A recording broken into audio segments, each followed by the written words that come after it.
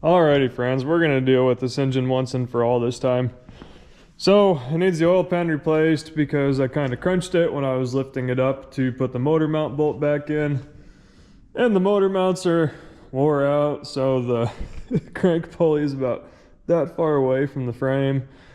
And the timing chain cover is rotting out and it's leaking antifreeze, which you kind of come to expect it with these things, but I really don't want to do the oil pan, rear main, and timing chain cover in the car, so we're going to pull everything out. We're going to reseal the engine and transmission, repaint the engine, put an oil pump in it, put a timing set in it, shove it back in. What a great way to spend a couple days. I'm going to work on getting everything up top taken off. And then next week of Christmas, old buddy Mike Jones is going to stop by and we are going to finish slamming this thing together. So we're going to put you in high speed. Let's get at it.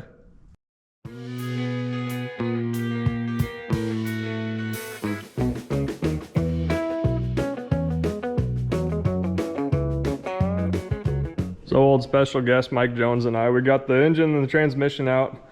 Couldn't help but remark, but the transmission literally looks like a dog turd. Yeah, look close enough that you can find some corn. It's like an inch thick in this general region. But it's out, so let's split these two up and let's see what we're gonna get into.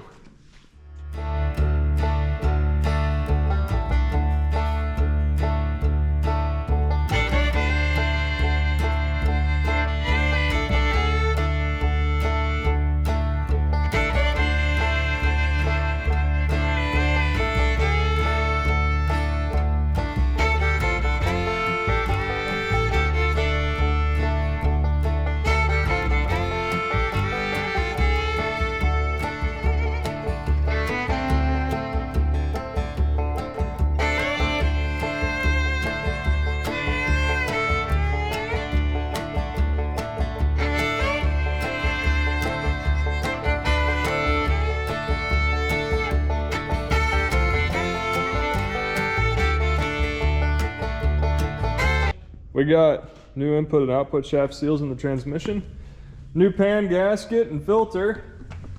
Mike got the oil pan off and we really didn't find anything hard.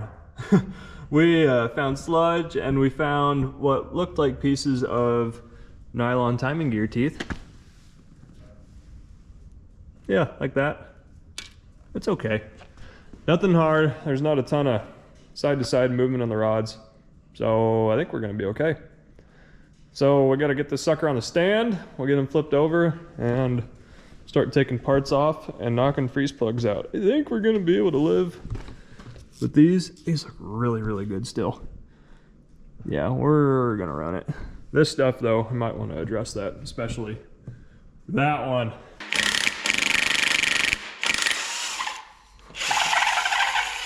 Sounds like a turkey call.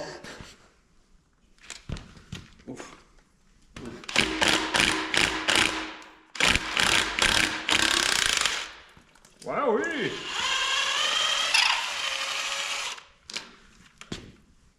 Oh, yum. What is? Oh, that's spare parts. What is that? That's out of the thermostat. The guts of a thermostat? Yeah, I'm pretty sure that's the guts of a thermostat. Oh my gosh, Mike. This looks like a cave. Look at that. Look at that. Remember that chicken pot pie we were talking about? Yeah, that's it. Read calendars. Oh, man. You mean to tell me that this cover rotted out? I think that might be the only thing holding it together. I think so.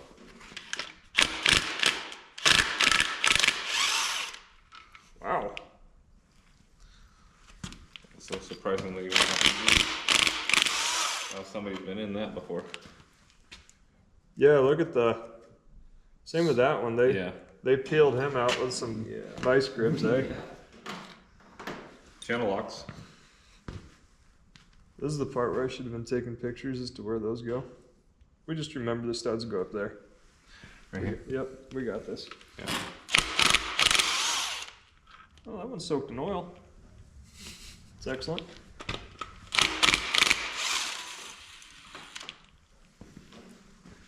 So, we know someone's been in here. That's on the timing set being replaced? Think so? Maybe. Maybe? With you saying it being tight still. Probably. Possible. Looks tight. Yeah. Yeah. Not the best, but still, it's not. It's not the worst we've ever seen. No, it's not slapping. That Trans Am was the worst we've ever seen. Yeah. Change it. We have it. We're here. We're here. Might as well. Any other strange damage going on? Yeah, it got worth been riding. the timing chain got into the cover a little bit. Oh my. Yeah, it's time. Yeah. It's been slapping the side. Yeah. It's pretty cool. Mike has a keen eyeball. That's the water jacket for the coolant bypass. Not doing much. We need to dig him out. Go ahead, Mike. Let's see what it Pick your nose here. Yeah. Oh my. That's bad. Well, this engine ought to run cooler now. Hopefully, can't get any hotter. Thanks. Oh. It's not even Is that an aluminum intake. is that part of an There's the O-ring, yeah. Oh man. Yeah, there's an O-ring in there. Was. Wow. Yeah. That's great. That's Spectacular. great. We. Oh man. Oh, that goes back farther. That's bad. There Oh, it good. is. There it Yes. The dam is free. We basically just did a coolant flush on the engine. Yeah, a rust flush. I don't want to talk about it. I don't want to know what's sitting in the bottom of that block really badly. No. Okay, Mike Jones and I are the smartest men alive. We made a cam retainer. It's holding the center bolt in for the cam while Mike can pry out on the timing gear and not pull the cam out simultaneously. Trying to walk it off.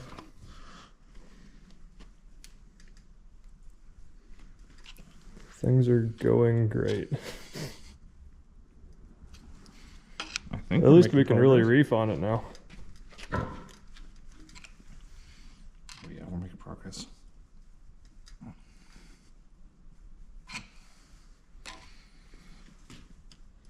And we have a nice handle for when we need to flip the engine over. Yeah, that's true.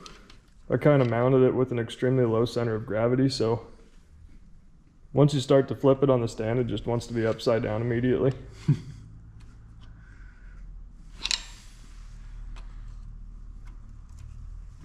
I hear a 24 valve. That company? Hope not.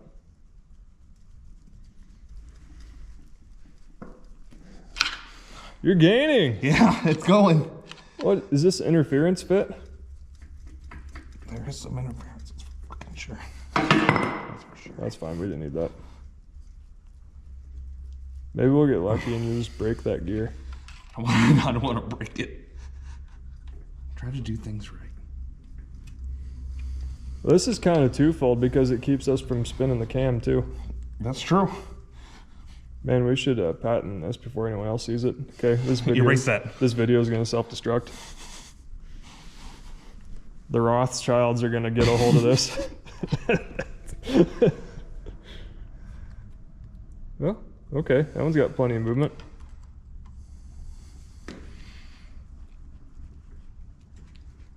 Carlisle's going to make one of these soon.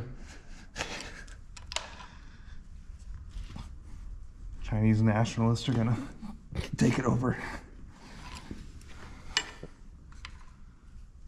see it on Temu next week. There's gonna be a Viver brand one.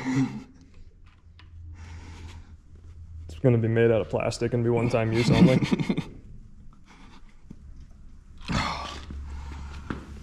Man, these things don't like come off very easily. We might be into the bar on that side. Oh yeah, well, that's a good thing, I guess. I guess, question mark.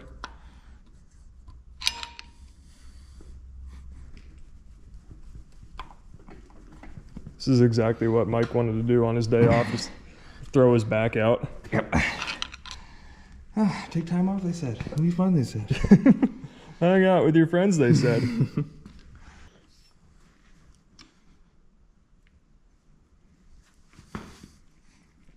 Well, there it is. Almost all the way there. I don't know if we're... I think that might be all we can get with our patented prototype. Might be all we need. Okay, cam gear is free.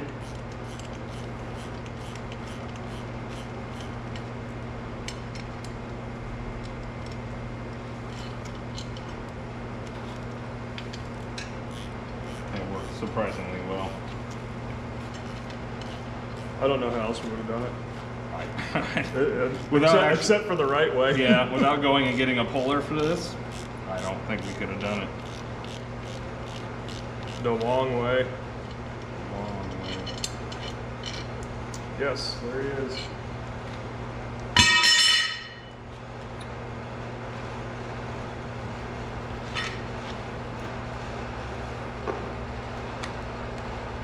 Okay, now we really can't move anything or we're just hosed. Jam your hand into it. Easy peasy. It's like we knew what we were doing.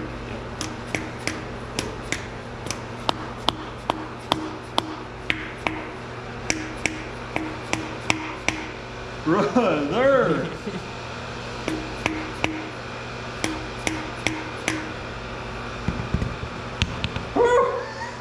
That was a little too nerve-wracking. Oh, now we're good at it. All right, send in all your Pontiacs for their timing chains. No. Jeff's timing chains and VCR repair.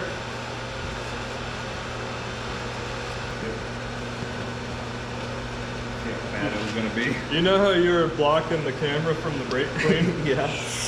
I can't tell you how many times I've sent that camera into the pocket dimension via fan blade. I remember your first video. Yeah. Of the car taking off and you Yeah, dropped it and it took off. GoPro went flying. The GoPro went flying and I ran over my toolbox with Yeah. a 3/4 ton. Oh wait, no, I ran it over with the, I'm sorry, I ran it over with the car. Yeah. And then my pickup stopped the car. That's all right. That's right, Mike. If you love it, you lube it. All right, so I've got the timing chain, cover, gasket in place, light silicone on each side. Same with these little rubber rings here. I don't know if they're supposed to have silicone on them or not, but yeah, they do. And so does the rubber O-ring between the intake and the timing chain cover. So that was a cool sound. I thought it was the air compressor again. So I'm gonna install the balancer here, and what that is gonna do is the balancer is going to align the timing cover. So if you tighten down this timing cover without the balancer in place, then all your gasket surfaces are gonna be askewed. So think of the balancer as one big alignment dowel. There we go. So now it's centered, the timing cover is centered on the balancer, and I think, gosh, normally when you got the intake off, you draw the intake into the cover first, but in this case, I don't think it really matters. So I'm gonna start here, drive the bolts in, I guess. Alrighty, everything up front's tightened down. You got the balancer on. Man, you torqued those to 160 foot-pounds. Dang. Okay, we got to do a rear main seal before we do anything else. So, I've never done one of these Butler seals before. This will be fun. Gonna take off the oil pump, windage tray, and the rear main cap. Let's see what we can see. So nothing too alarming on the bottom end. I don't see any wiped cam lobes. Cylinders look about how you'd expect a 100,000 mile cylinder to look. But it's fine. I don't know if it's ever been apart before or not. The rods are numbered. I don't know if they are numbered from the factory or not. Well, maybe it's been apart, maybe it hasn't. Everything looks okay as far as I can see. My tune might change once we get that rear main cap off. Okay, really not as bad as I thought. Got it out in mostly one piece just by running a screw into the end of it, then using the extension to pry up on some pliers on the screw. Worked pretty trick. Okay, now I need to flush out that old cavity, get that all cleaned out so we can install our new seal. This is I won't eat expired dairy. You gotta stand for something or you'll fall for anything. I am not falling to expired dairy. So I'm using this pipe cleaner to clean out the passage where that old rope seal was at. We gotta get that really clean because we gotta fill it full of silicone carne to make this new Viton rubber Butler 2-piece rear main work for us. So that looks pretty good. I'm gonna blow it out and then we're gonna start filling it full of schmoo.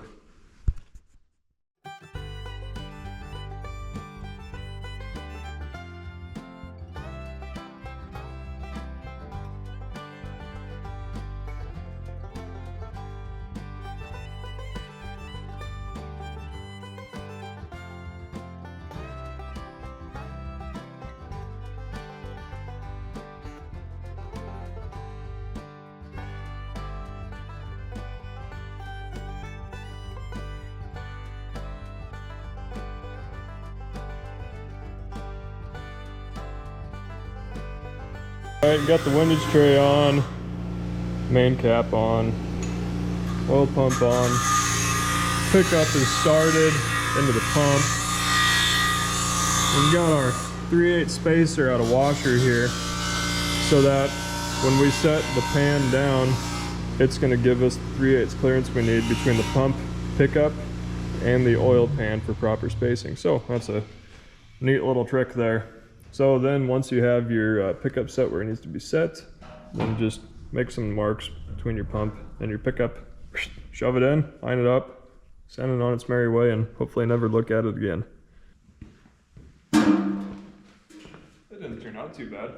I don't even remember where I had to fix it at, because really that doesn't look that deviated from. Don't see. There was a reason it wasn't my first pick, because I picked out a different one for that wagon, but gosh, I look at this one now and I think, well, this is just Jim Dandy. Maybe. But that's, yeah. Oh. Okay. Let's see if everything back here fits.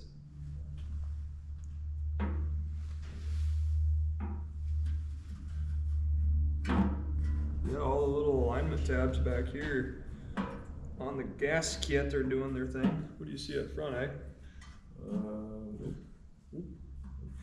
So now we smash.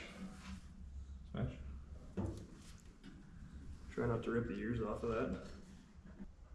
I remember Ron talking, or Jaden talking about Ron putting the steam holes in his 350 heads to run on his 400. Yeah. Jaden said, "Dad, have you ever done this before?"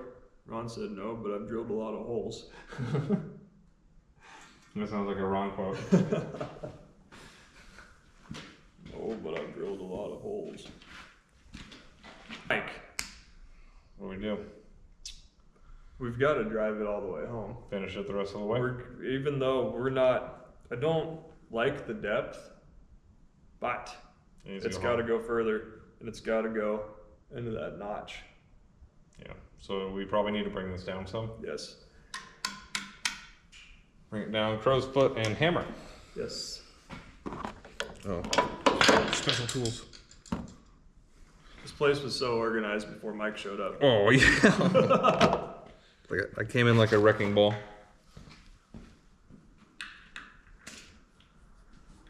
Ready? Yep.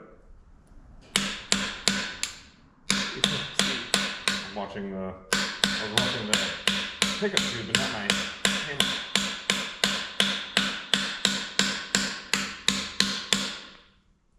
It's going.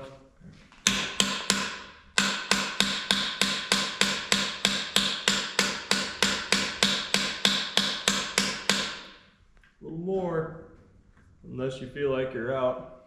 Oh no. I think you can go a little. Make sure we get that in there. Yeah. No wonder they sell special tools for this. You mean this isn't a special tool? It's special to us. And it's a tool, so I mean it works.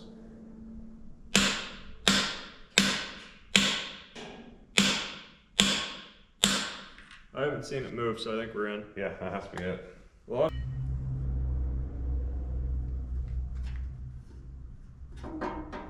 You took your took the washers and everything I off. did take the Okay. washers off. All right. Yes. So these are all. Yep. Okay.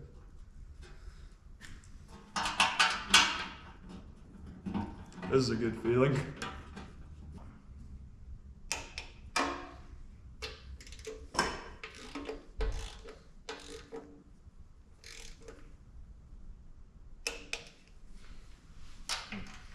What? Nothing. Okay. I'm just double checking things. Make sure we haven't forgotten anything. Things have gone too smoothly.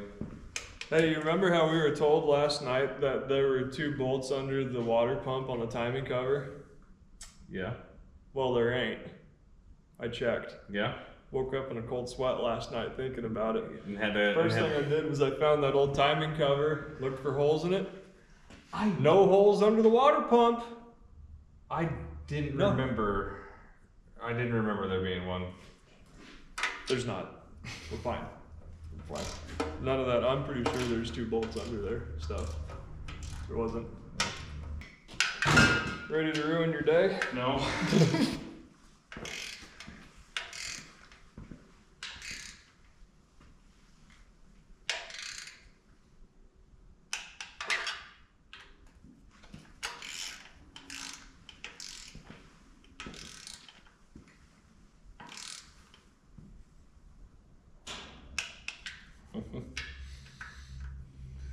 This is it. We find out if things get loose.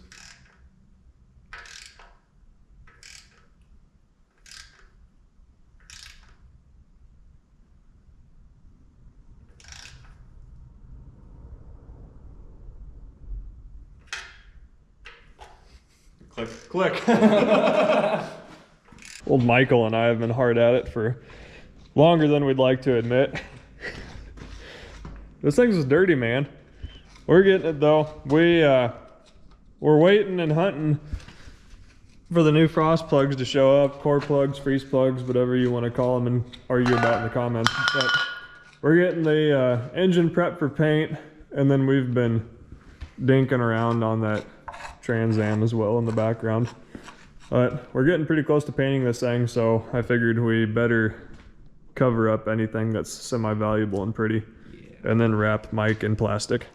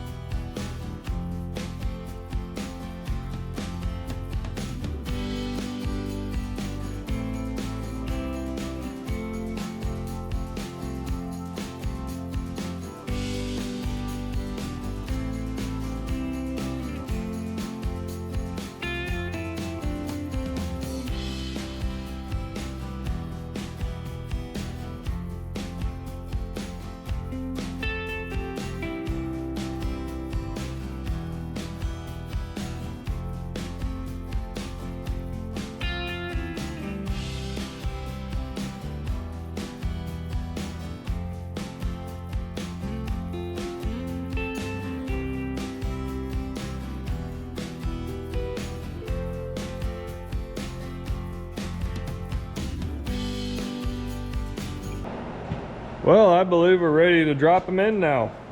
So we have a lot of the accessories bolted on, exhaust manifolds, motor mounts, and some other little trinkets, stuff that's not going to add a lot of weight or get in the way as we're lowering it into the engine bay. Transmission looks a little scuzzy. I just carved literal pounds of dirt off of it. It was probably out to here. This is as far as we're going to go with it.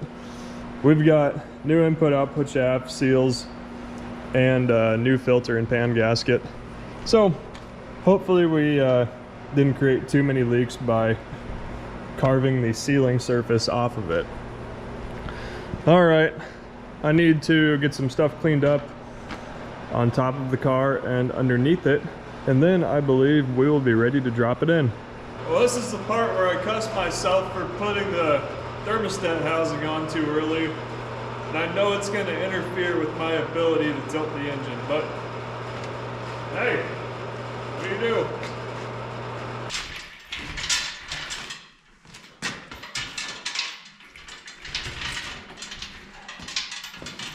It's right about now where I missed my buddies Mike and Austin. Can't thank them enough for all the hard work they put in the last couple days.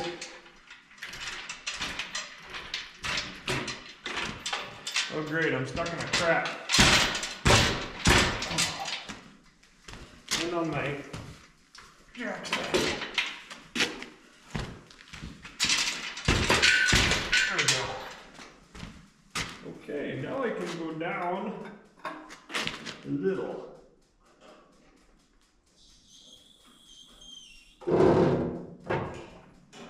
I have a lot of junk on the firewall to contend with. Firewall with the output shaft. There we are. Okay.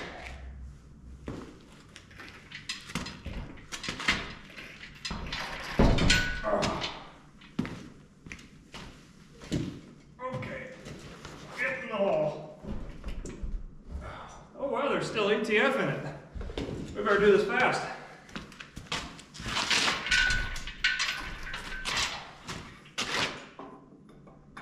Where is it coming from?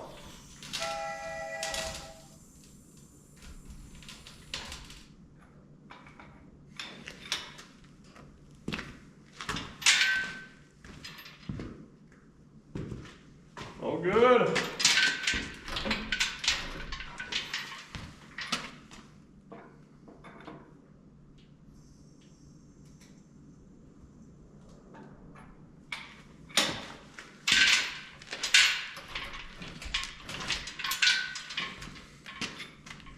Oh, my back feels great.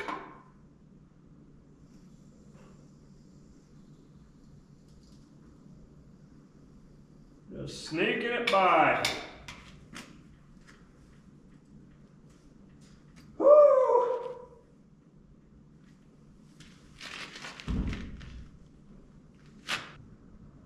Well, I can drop it more than I think. I think I can.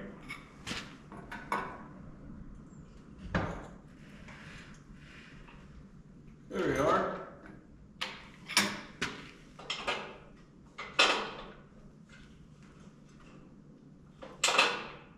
Where do you think you go?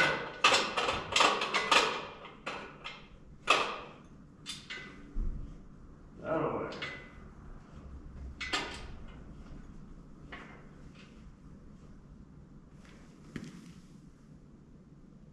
Man, we are close.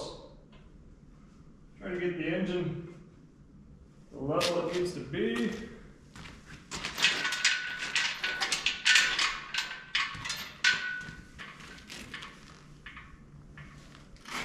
Brothers, we're right there. What a beautiful sight.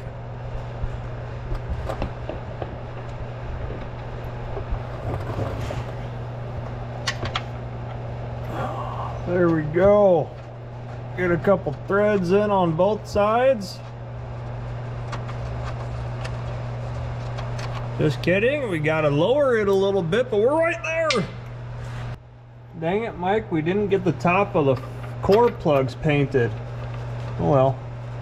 At least we can get that side run in. Then it shouldn't slide anymore. We can get that one run in. And then the dreaded transmission cross-member balancing act. Oh, this is a nice feeling to have it bolted in and sitting in its home now. Okay, I'm gonna work underneath, get all the stuff that I have to do while it's up in the air done. Not really riveting crap, so I'll rejoin you guys once I get back up top here. Okay, hope these two 5/16 bolts are really strong.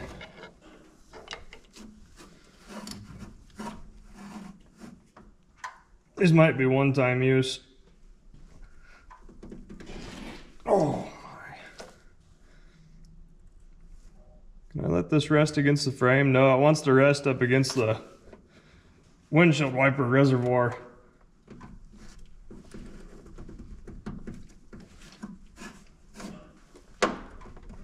Oh, my elbow popped. So that's something. Here we go. We got this. We got this now. We're locked in place.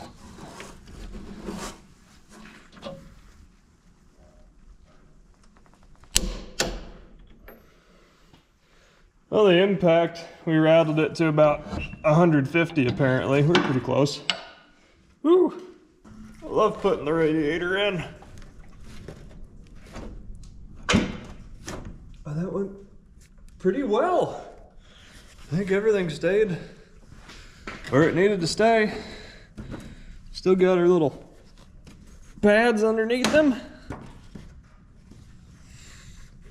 Steady spilling antifreeze on the ground. Great.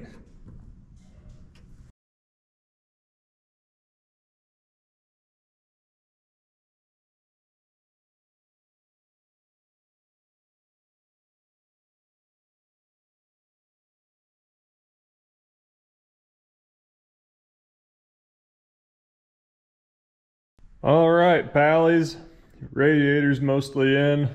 Front accessories are all started, just got to put the belts on. Need to put the top radiator hose on. Gonna get all this tidied up. And then I guess I just start throwing all the small stuff at it. Wiring, carburetor, ignition system. Ain't gonna be anything major, everything's done underneath. So I'm gonna turn on some tunes, turn on the high speed, and knock this out.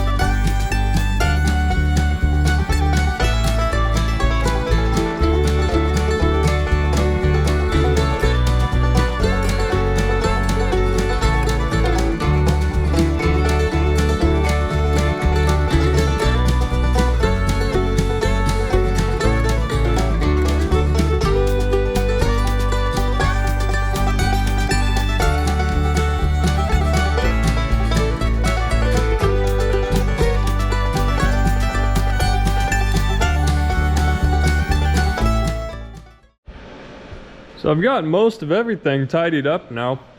I need to run a power to the ignition for that new choke. Well, I see that there's a heat riser provision too, but we're just going to use the electric aspect of it. And in my searching, I have come to figure that I don't think I have any body grounds on this thing. So I'm able to turn the engine over just fine with the key. I've got great power to the starter. I have good power up to the post on the back of the alternator, but when it comes to the cab and anything related to that, I got nothing. So I think that I just need to run a redundant ground or a ground from the engine to the body. And it looks like there was a provision for that at one point. This broken braided cable down here. So I think we'll just take some heavy gauge wire and we'll duplicate that. And hopefully we have power to the body then, because I noticed that my cabin light was really dim, and when I turned the key on or put the key in accessory, I lose my key altogether. So leads me to believe I've got a bad or no body ground, because I've got great starter, I got nothing else. So I'm gonna scab something in there quick and then we'll try it again. Okay, got myself a nice little body strap situated in a way where the bolt gets tight. Now, let's see if I can fire up my headlights. My light's a lot brighter. And we have headlights. Hot dog. Okay, that's all we needed. Nothing major. Okay, now back to the task at hand. Yes, electric choke. Yeah, that's what we need.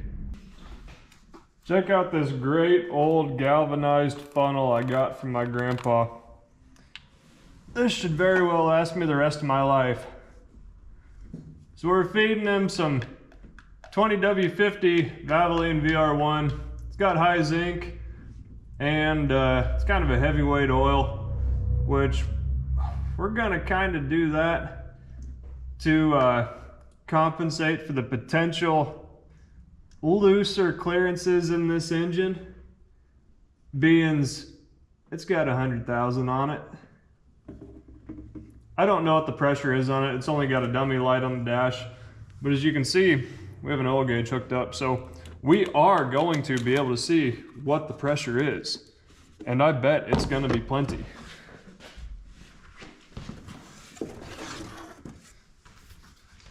Honestly, I'd just run this 20W50 VR1 and anything old that I have that I'm keeping.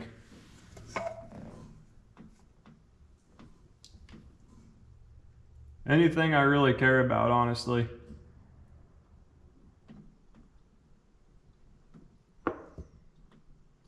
We're gonna put 4 quarts in it and see where we're at, because I already have the filter absolutely plumb full and it took half a quart at least. So that should be full. We'll check the dipstick. I'm sure that we've about drained out all of the oil passages in this thing. Beings we had the pan off and the pump off and the thing sat upside down and sideways for as long as it did.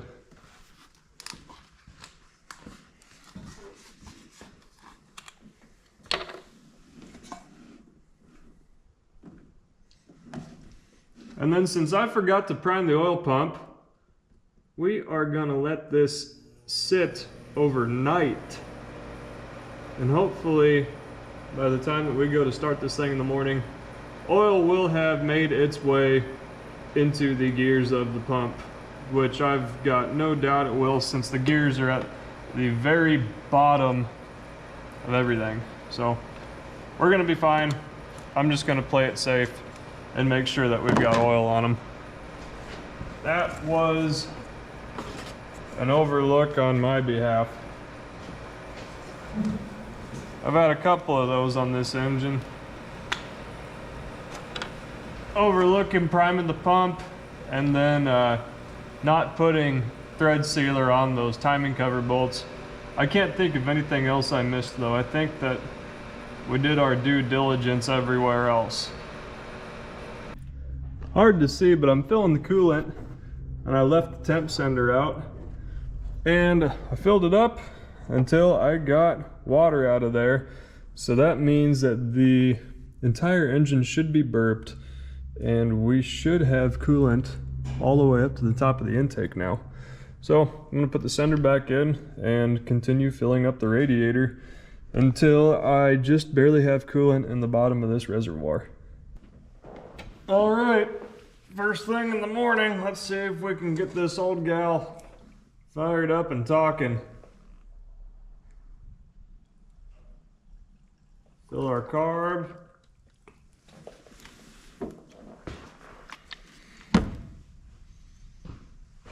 Okay, baby.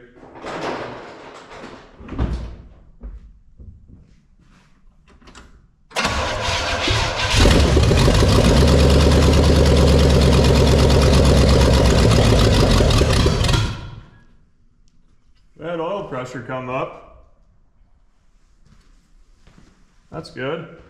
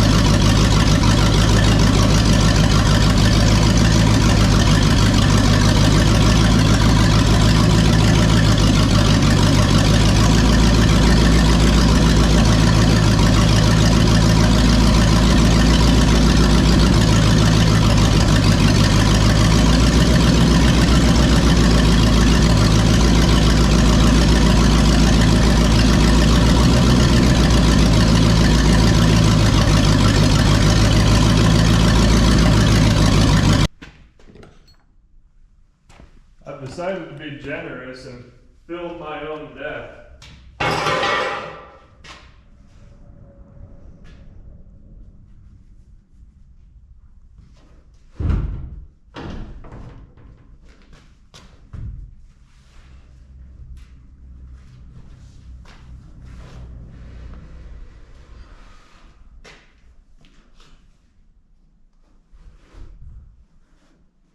Didn't even need any pre-workout today.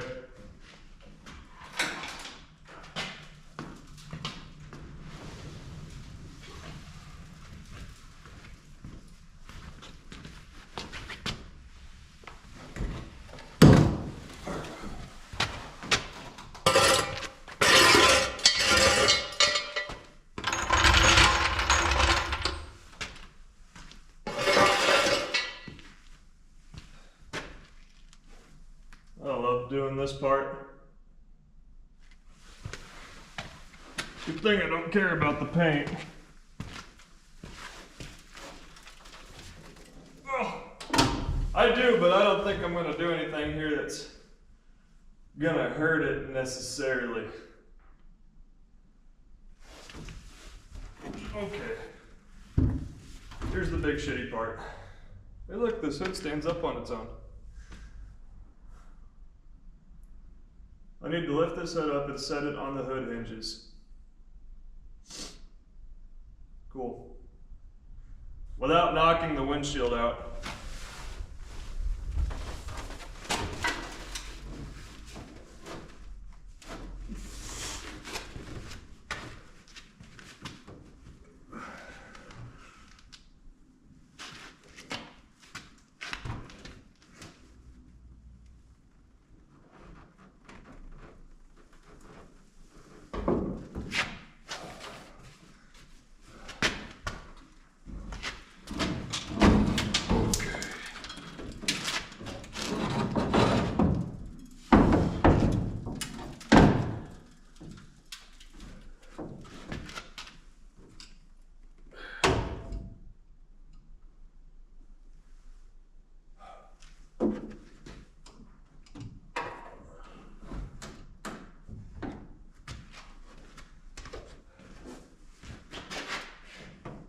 Hello darkness, my old friend. Okay, we're gonna try to fix the freeze plug that's leaking on the back of the engine, and we have the wrong transmission input shaft seal, I believe, so that's wonderful.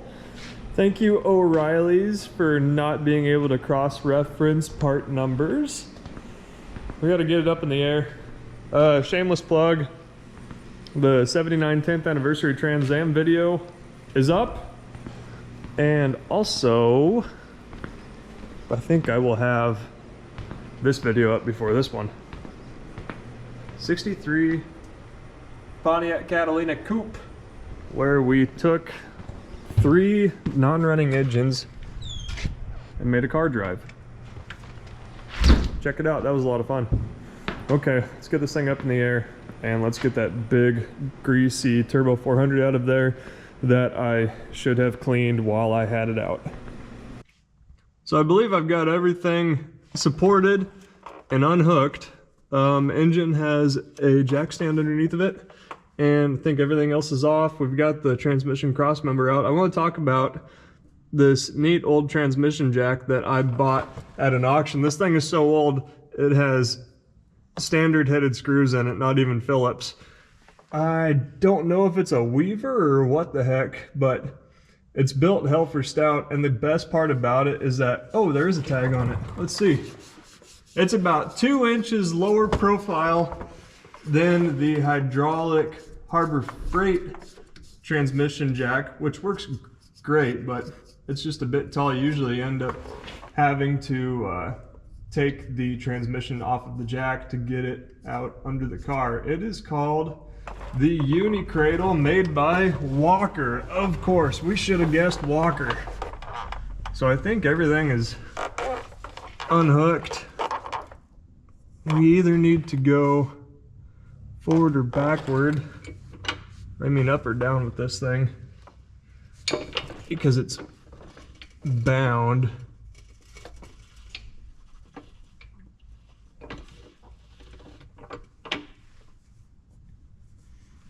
So on the back is the tilt. There we go. We need to tilt it the other direction. There we are. Now we're moving around. Mostly off the engine. I think we need to go a little bit further backward. Except we can't because we're into the tunnel. That's cool. Can I go down? And then tilt the front of it up. There we go.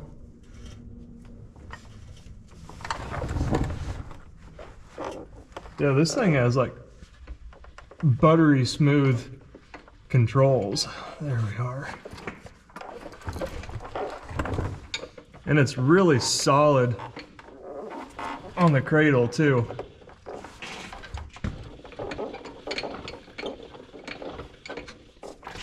Like the Harbor Freight one's got that little chain that goes over the top of it to, you know, hold everything in place. But gosh, with the little arms that this thing has on it, you really don't even need them. I'm gonna tilt it back the other way so we don't lose the torque converter out the front.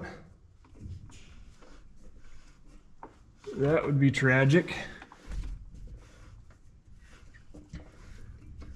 Yeah, it's really smooth now, and I bet after I grease it, it's gonna work really well. Cool, I'm gonna go over to the other side, make sure that we've got everything loose. Everything's gonna, nope, we're not gonna pull out the cooler lines or the dipstick or anything like that. I think we can get it out of the way enough so that we can accomplish what we need to. What wire did I just tear out? Oh, that was the transmission kick down.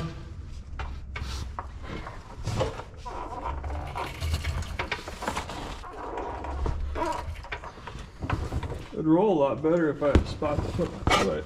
Oh wow, we have really good engine mounts. We're not even using our jack stand. Real sweet. There's water right there.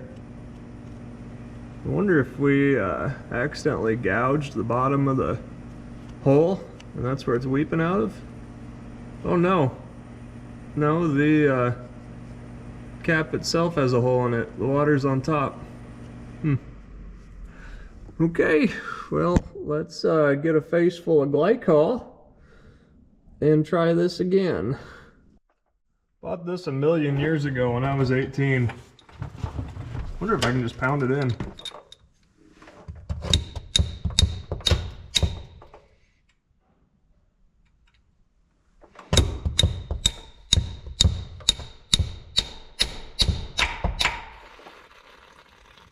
There it goes.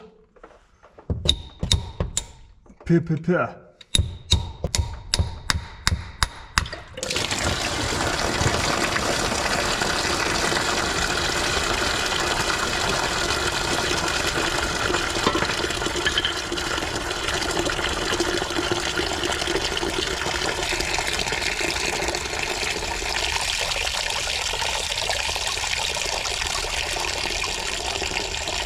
Well, I caught it. The antifreeze, that is. Oh, I can see the cap. There. Okay. Oh, it doesn't like that very much.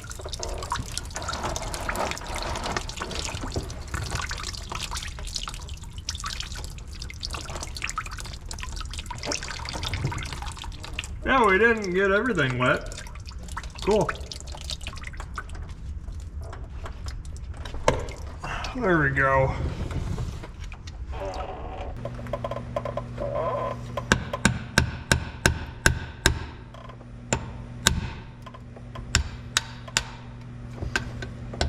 My god darn battery died, but I was able to get it driven in, and it was absolutely due to the help of this Taiwanese freeze plug driver set.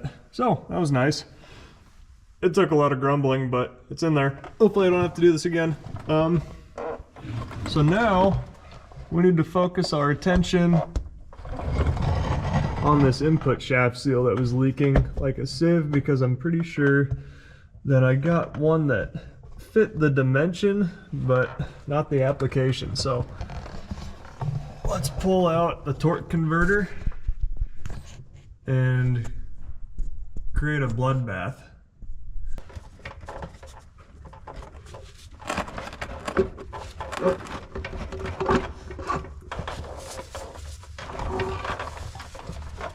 Oh man, that was the most awkward heavy thing I've ever done. Still don't really get why this one leaked.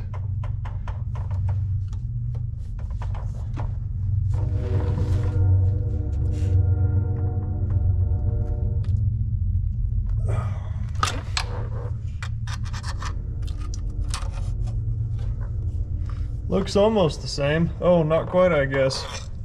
Let's compare. The biggest difference I see is that this one wasn't flanged like this one, you know what I mean? So, I don't know. Hopefully this one works great. At least it's got something that stops it from driving all the way in now. I don't know. We'll give it a shot, dude. This thing must weigh 20 pounds with all the fluid in it.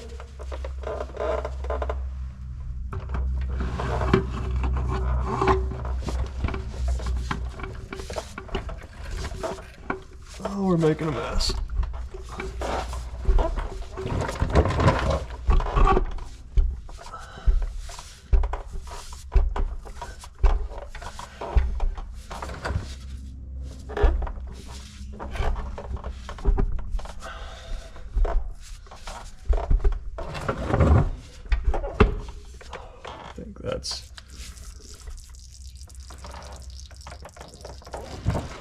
Now what is my leak?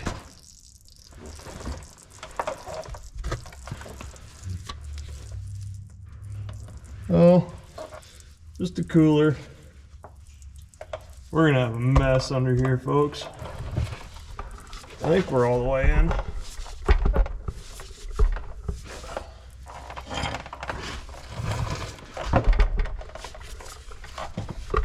Oh, there we go. That feels better.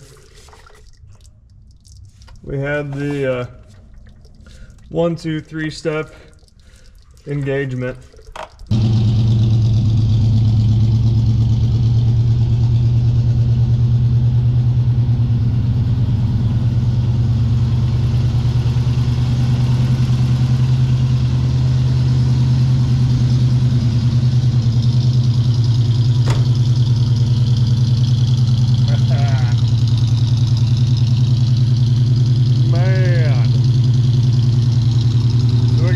Some 2.5-inch exhaust with some glasspacks on her.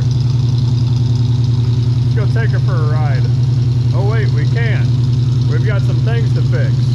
So 3 things I noticed when I drove it from the exhaust shop. It sounds really cool. I think it needs more fuel. So let's check out our fuel pressure. I think it's starving. It seemed like it was starving when we really got on it. And 3, it was shifting funny, and I'm not surprised by that because when I had the transmission out, I took the vacuum line off of the modulator and I noticed that there was ATF coming out of the modulator. So we've got a new modulator. Oh, 4 things, I guess. The dang little O-ring fittings on our brand new radiator are giving up and leaking antifreeze profusely. So that's really disheartening, especially with as many of those as I currently own in vehicles. So first, let's get the radiator problem taken care of. We'll move everything out. We'll get this thing up on the lift, and then we'll check out our modulator, and then finally, we'll look into our fuel delivery. Yeah, this little guy holds coolant until it gets under pressure.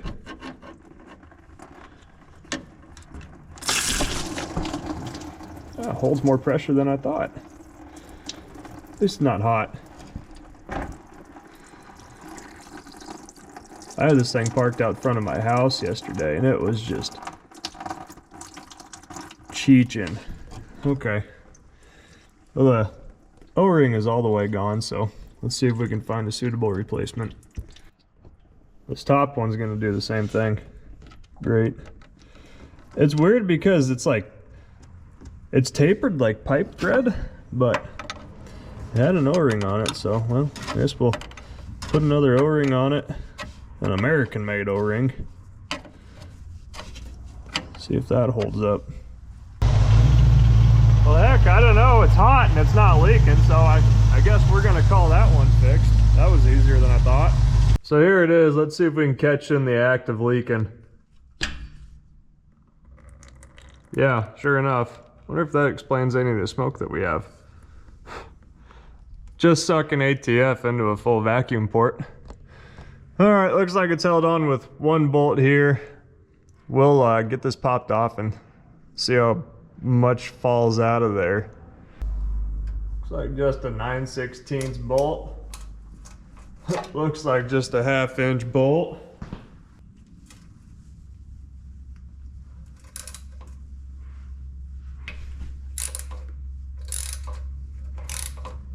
Well, this is good. This is one less thing to leak out of this car.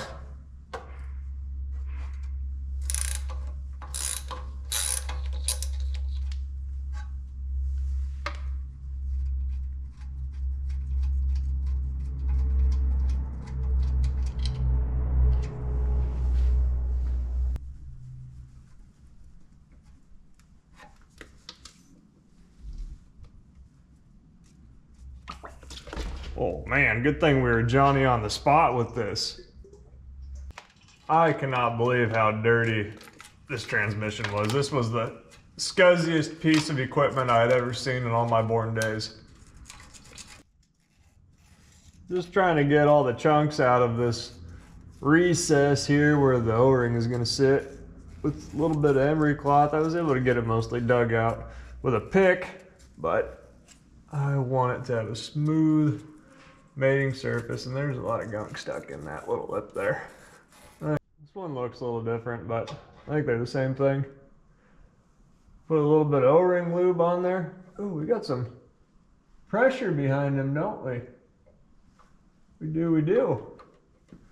Apparently they used to sell many variations of these red stripe, yellow stripe, and I think it had to do with the rear end gear, but now they sell two different variations, a 373, which is what I got, and a 410, but they made them adjustable so you can kind of change your shift points if you have to. We're just going to try to run it like this and see how it treats us for now. If we have to adjust it later, we will. Install your bracket in a manner where the bent tangs are going to push the modulator into the case. Yep, and running this little tang back down caused our modulator to get sucked in, and we're tight now. We're gonna have to get a longer vacuum line, but I think we got her fixed up. We'll put a new hose on it, fill her back up, and we'll try to go drive it.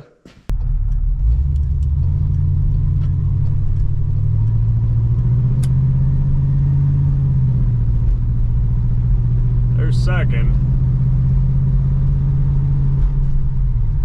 I think it shifted into third.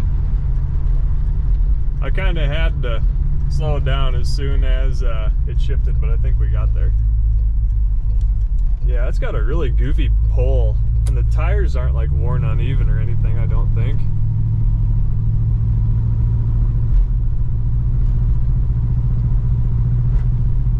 Feels good so far. Yeah, I just felt it shift a second at the top of the hill, so it downshifted.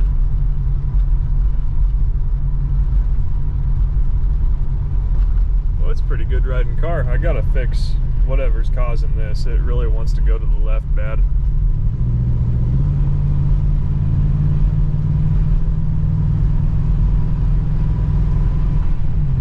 Yeah, it's in third now. Okay. It's doing the thing.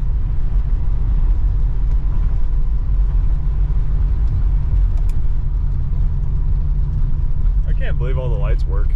I don't think I've had to do anything to them.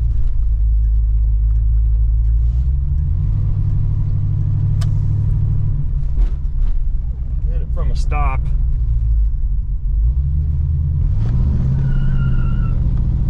I need some tuning. Man, it's like it was in second. That's weird. Oh, look at this, huh? Old Chevy pickup out and about.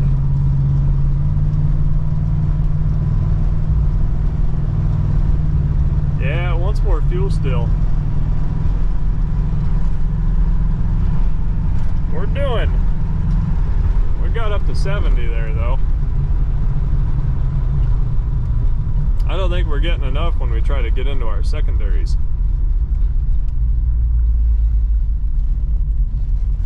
Is it on fire, or does it just smell like it is?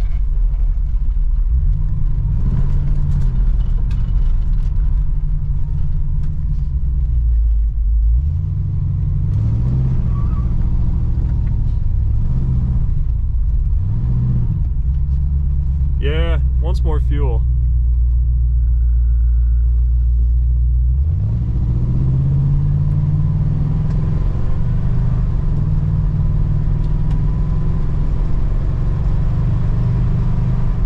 Yeah, we got all three. It starts to cut out at about 60. Huh, weird. Maybe I should quit neglecting the fuel filter that's full of crap. Maybe it actually needs one. That could be. But hey, we got our shifting situation situated. So I think that we're pretty content there. We've got a traffic jam going on the top of the hill. That's a strange spot for it, but okay. Let's avoid that. It's idling high.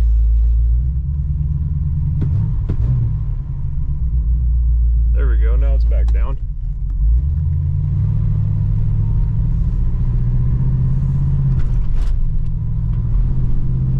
Yeah, responsive, but when you want to use your secondaries, it starts to balk at you. really a nice riding, comfortable car though. I get why these things were so popular back in the day. Okay, I suppose we will hurry up and wait for our new idler arm. And then while it's up in the air, we'll check our fuel pressure. I think we're at 5 psi. But we'll go over the fuel system again and maybe throw a new fuel filter in it. I put a cheap one in it just because I figured it was going to pick up some junk from the tank and the line from sitting, and it did. So that might be our problem, but I don't know. I still feel like it's not getting enough fuel. I don't know. I'm not sold that it's the filter, but it's one of the cheapest things to try first. So we'll try that. So I got the fuel filter replaced. I got the pressure regulator turned up. I think a PSI.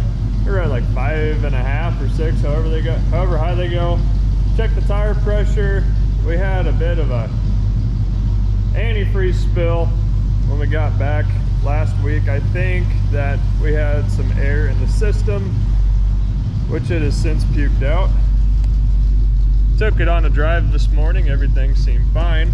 So I'm thinking, well, we should probably try to take it to the next town over. I got it up to 80, and aside from the steering wheel pulling, I think it was pretty happy. So I've got to go to Harbor Freight. Figured, well, why not take this? It's got gas. We did a nice, I don't know, 8-mile, 10-mile shakedown this morning. Hasn't scared me at all. It's shifting really good after we put that new modulator on there, so yeah, why not, huh? So I'm armed with my flashlight. I got some coffee. I got the tool roll from my Harley, a gallon of antifreeze, a shit-eating grin, and a bad attitude. I turned the heater on, so we'll see if we got a lagoon full of antifreeze on the passenger side. I got the lights on too, just for dramatic effect. What do the kids call it? Is that look maxing? Yeah, I got all the lights on for look maxing so everybody can see me coming. No, I'm scared to death. This is not a highway that I want to break down on too badly. Granted, there's a nice shoulder, but I'm in the middle of nowhere, man.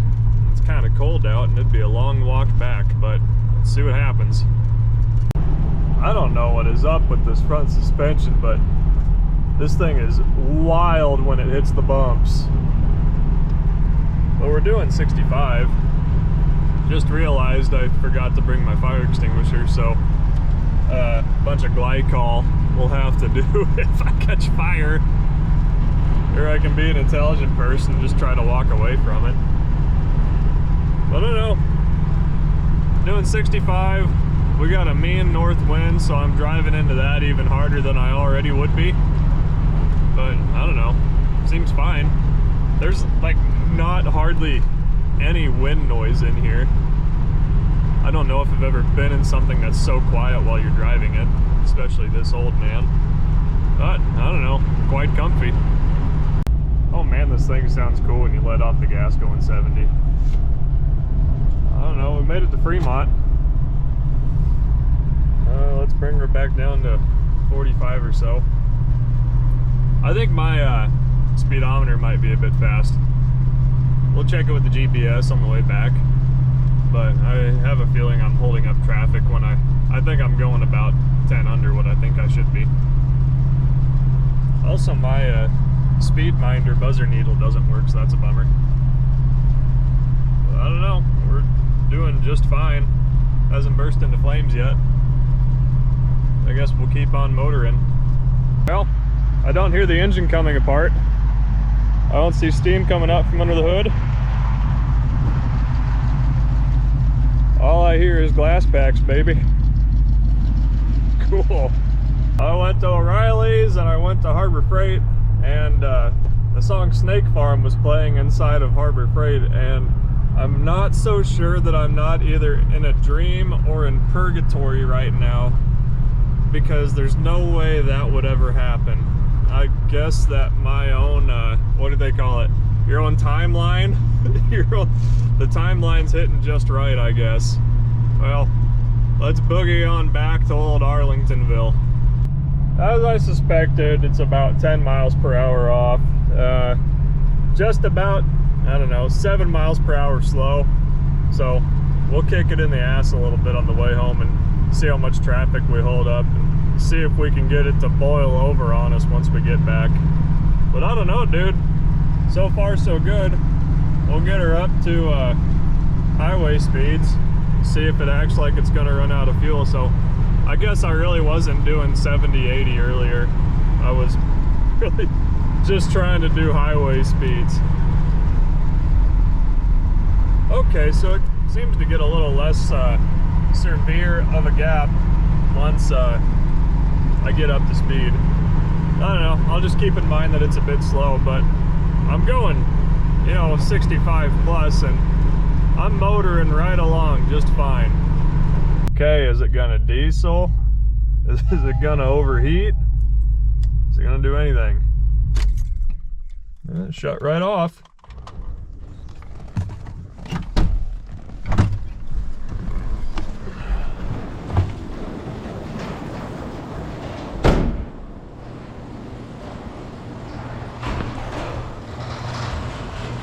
It's not burbling.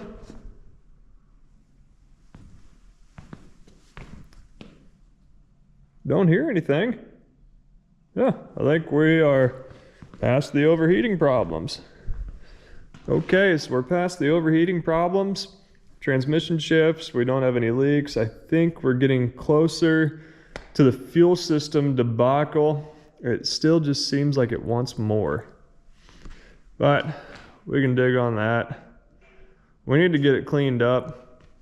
A buddy of mine, old Grant, recommended some spray-on stuff called Iron X that is gonna knock down a lot of this color. The iron rusty color, that is. So figured I'm gonna wait for that to get here before I start detailing it. Then once we get that sprayed and wiped off, we'll try to polish her out a little bit. I'm just so afraid because it's gonna take forever to get in between this luggage rack, but it is what it is, you know?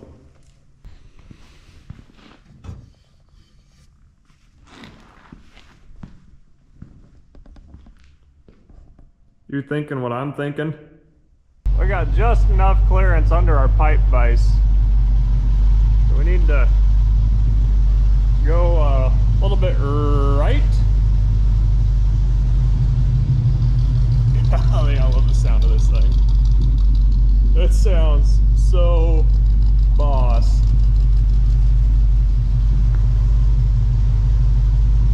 Oh man, I don't know. Maybe straight.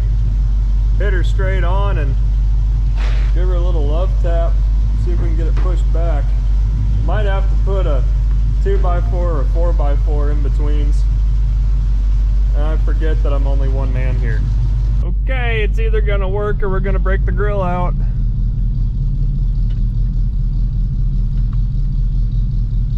We're up against it.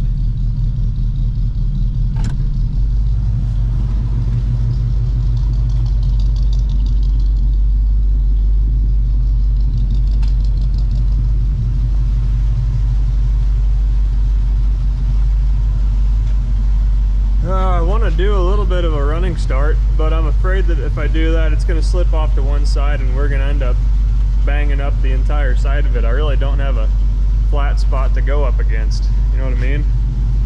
Maybe if I back up a little bit, angle it a little harder to the right, I'll be more towards the center of the post. Okay, retreat. Dominate, a little right. Oh, that felt good. Man, we need a lot more than that though. I don't think we did anything. We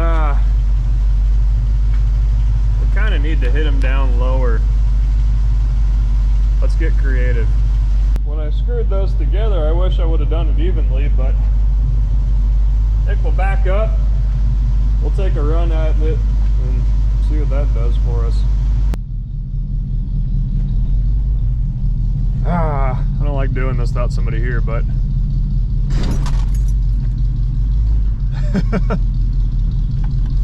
Felt it that time. That was audible. If this doesn't work, we're breaking out the porta power. Golly, we didn't touch it, man. Look at the dinger we put in the 2x4. But golly. Didn't even matter. Huh. Where do we hit it? That's an old injury. We hit it up high. I think somebody took a chain, put it in the corner, and pulled on it is what they ended up doing with it. Too bad we can't go back the other way. I don't know if we'd get a good bite on it with the porta power either. I think we'll just try it again. Not a fan.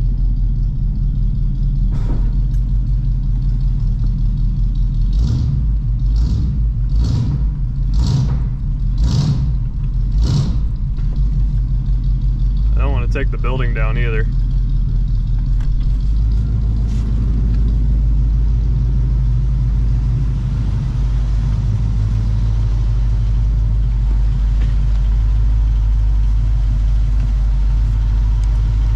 Well, dang it, we moved it and we brought it up too high. No, we didn't. Perfect. It's not great, but it's less noticeable. I mean, if you're gonna redo the car, you need to redo a lot of other stuff, but we're gonna leave it like that. Wonder if there's anything that we can do about the mangled ass rear bumper, because it just got beat where they mount the license plate. Let's get the sledge out. If we get this flattened out, we can at least hide our sins with the plate.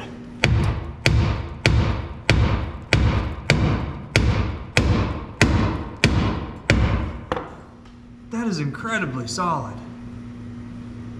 My God.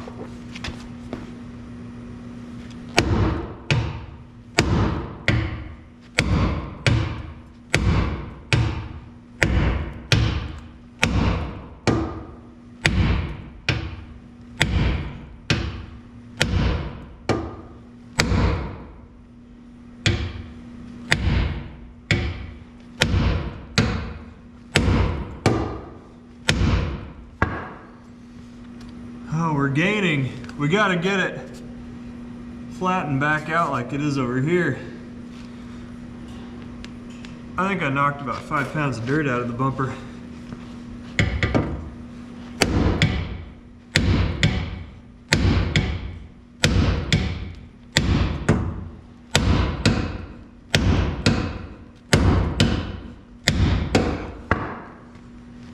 I'm too old and fat. So this is tough because we've about got this as far in as we need to go, but then we need to go out here. It's getting better, but I must have got pushed around with a skid steer or something, I'd imagine. Then we got to get that license plate flattened out because we are going to mount that again. Okay. A little more. Yes. A little high. I wonder, we might be able to get this pulled back out with a pipe wrench.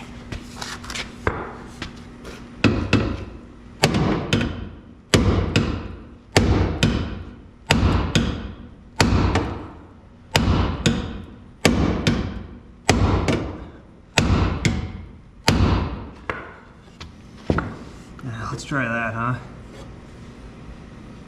Because we're about as far in.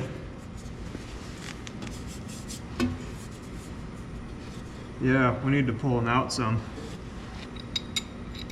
As I'm speaking, Johnny Blue Skies, aka Sturgill Simpson's new album is out, so go check that out.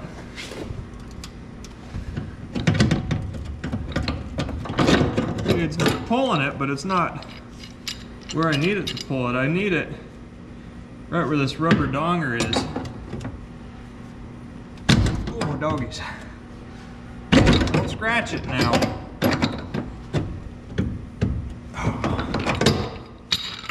Man, I just don't know, because there's nothing for me to go up against behind it, really. There is, but I don't know how to get back there without pulling the whole bumper off, and I don't think that would be a winning proposition, seeing how twisted it is and how rusty everything inevitably is. Oh, better. I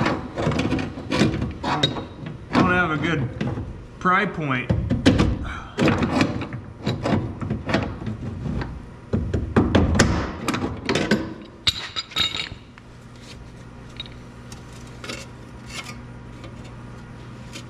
Where do you plug into, you little devil?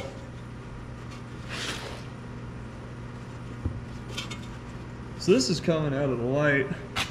We gotta find the wire that goes back into the cab. Oh, there it is. Cool. Yeah. We could make that permanent if we want it to work. We might do that. I think all of our taillights work. Did we figure?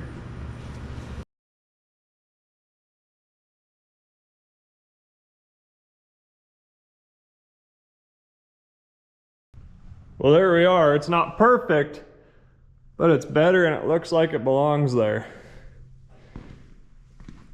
Man, I just adore that. I love those plates. They look so cool. So you know when you got the flu and you finally take enough drugs to make your body feel good, but you kind of feel like your brain is being microwaved? That's how I feel right now. I've been sick for the last 2 days, so if I'm talking slow or if I'm saying goofy stuff, just kind of bear with me a little bit. I'm trying to get over this. So when we left off, we're getting the back bumper straightened out on him, and it looks pretty good.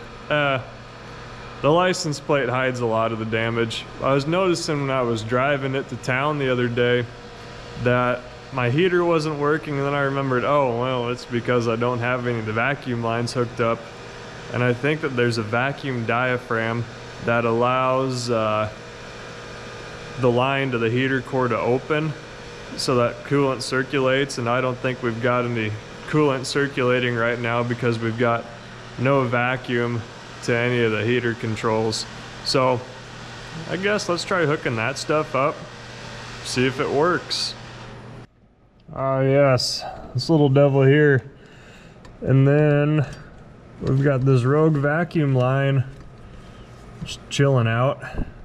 The end of it looks pretty good, and it reaches this vacuum pot, so I don't know. I guess we'll try that. So that one goes into the firewall, which means there needs to be another that comes out of the firewall and goes to engine vacuum, and I believe that it's this one with the little filter on it. So we'll get another line, and there should be a port on the back of our carburetor for full engine vacuum that we can plug into. Yes, that guy there. Okay, this is gonna be probably pretty easy if it works. Nothing was on this vacuum control switch when I got the car, so I don't know what's supposed to be going on there.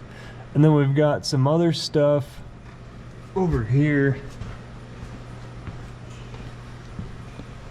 and that's going, this is all cruise control, I believe. So hopefully we don't have a vacuum leak trying to run HVAC since all of our cruise control stuff isn't hooked up, but we'll try it out, I suppose. I wonder if there was supposed to be another line that came out of the firewall and then went to the engine somewhere else for cruise control, but we're not gonna monkey with that because I don't know. Oh yeah, because the diaphragm that mounts on the engine I know is shot and it would not hold vacuum, so let's just focus on HVAC right now. So I was looking at all the stuff scattered on my toolbox. I remembered, hey, we were working on visors. Looks like our window weld held our pin in our visor bracket quite nicely. I got a lot of faith in that stuff, let me tell you. Let's get our new, well, not our new, let's get our visor hung back on there. We'll take her out for a ride.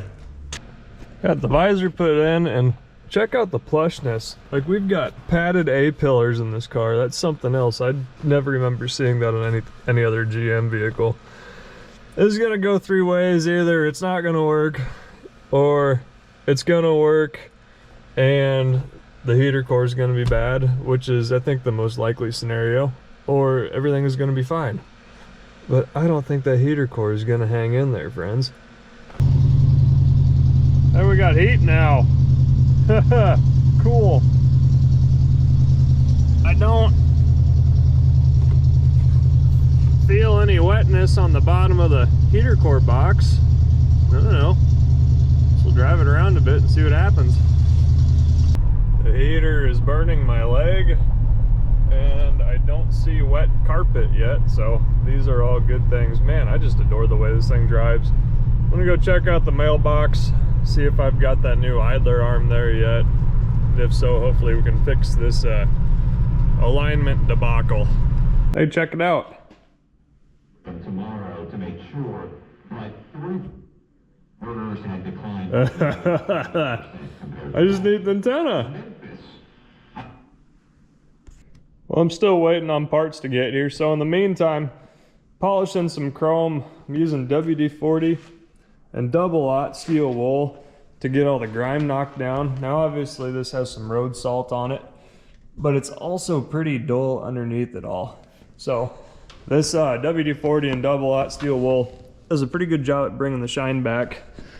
It's still a little bit dull. I'm gonna touch it all up when I buff it. That's the easiest time for me to really get the chrome polished out to a mirror finish, is while I already have the buffing wheel in my hand.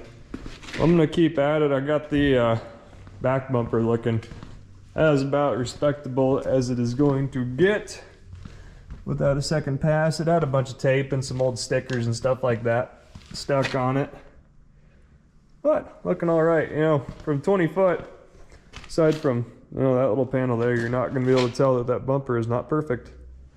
Well, he ain't looking too shabby. I ran him through the quarter wash.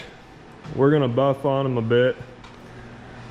Oh, guess I'll start on the roof, my least favorite spot. Oh cool, we got pine sap stuck on it. That's nice. Use some stuff called Iron X. Not a paid promotion. Gets rid of rust staining and stuff like that, and it really cleaned up a lot of it. It was there was a lot of pitting on top of here, and you can see it left a little bit, but it took away most of the color, which is nice. I mean, we're gonna have spots like that because, well, there's no paint there, but stuff like this, you know, small rust areas, it really did a pretty good job at taking away a lot of the oxide coloring. Oh, I'd buy it again. I think it was like 20 bucks for that bottle. It took the whole bottle to do the car, but I'd say it was worth it. I mean, this is just, you know, life's a bitch because we don't got any paint there, but what have you. I don't know, the roof's not quite dry yet all the way, so might start on the hood and see how that treats us. Check it out, buddies. Cleans up pretty good. I'm so glad that I took the buffing wheel to the bumpers. It makes a big difference on these cars, and it's so much easier to deal with than never dollar chrome polish or stuff like that. Golly, dude. She got some shine to her after all. I tell you what, man. Getting in between the slats on that luggage rack, not any fun. Do not recommend. I had my shoes off up there and everything. But golly, it turned out pretty dang good. I'm really happy with it. I can't wait to get the rest of it fully detailed out. Oh man. See, it's dark out now. My arms are tired. I've been at this for, well, what time is it now? From 8 to 6:30 basically. Paint was pretty faded, so I had a heck of a time getting the buffing pad primed on the hood. That's where I started out. Of course, you know, the most conspicuous spot is where I start. And I just had a heck of a time getting the compound built up on it. We still got discoloration on it. It's probably from mouse pee and stuff like that being on it for decades, but man, she's got some good shine to her. I'm really happy. Still waiting on some front end parts to get that sorted out, but I don't know. I guess if I don't have that, I'll get working on the interior.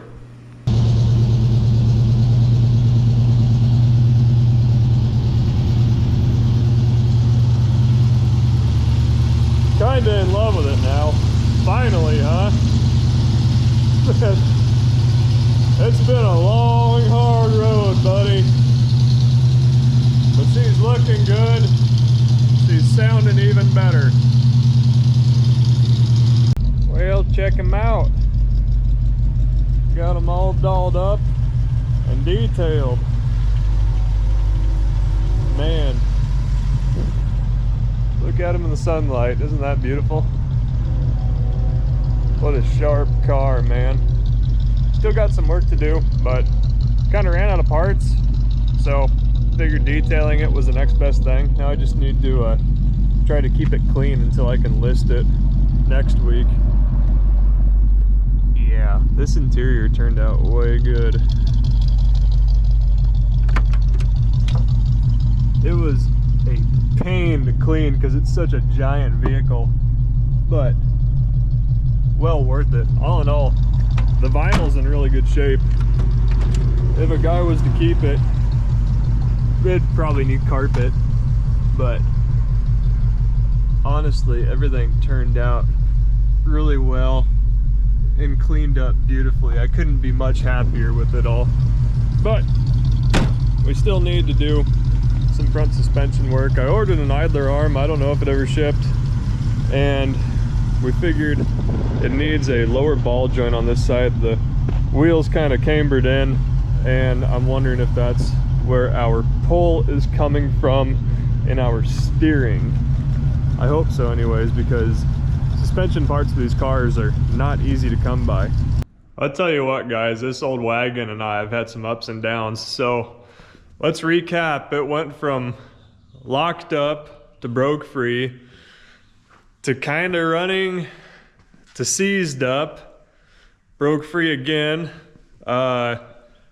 running well enough to get inside, rebuilt the carb, and that didn't work because the carb was too wore out. Put a new carb on it, went to put belts on it, tried to lift up the engine. Oh, I guess we had to put a motor mount bolt back in, yeah, and then went to lift up the engine and put a hole in the pan, patch the pan back together, and then the timing cover decided to rot out.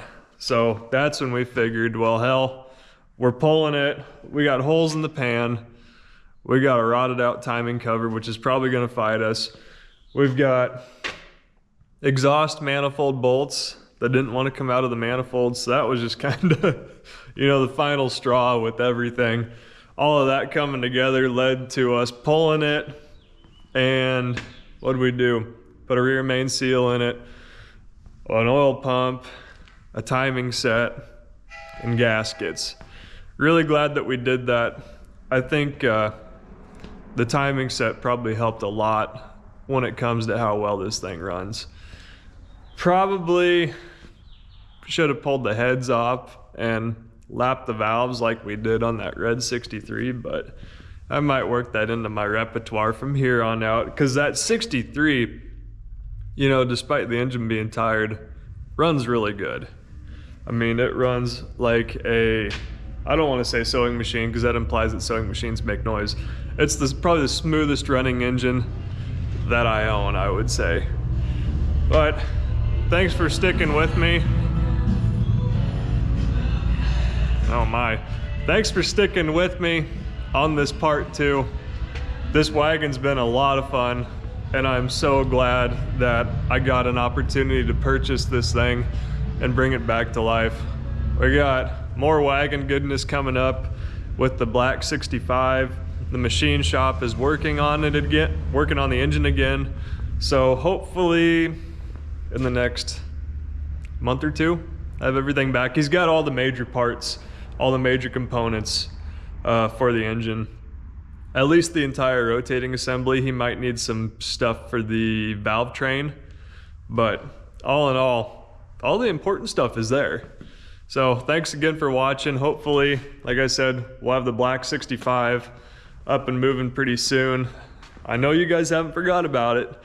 And also got a Chevrolet product that we picked up recently that we're gonna have a video on. So thanks again for watching. Please like, subscribe, and we'll see you later. Oh, you dirty so-and-so. Huh? I'm just talking to myself. Okay.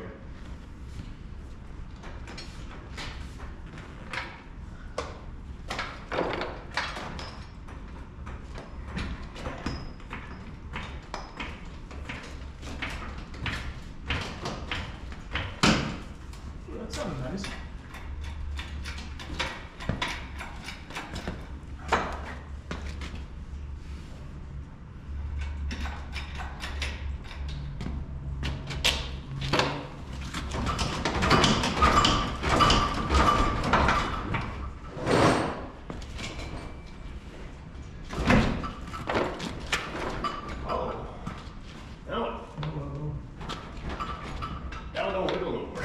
What? I don't know. What changed? No, I like that.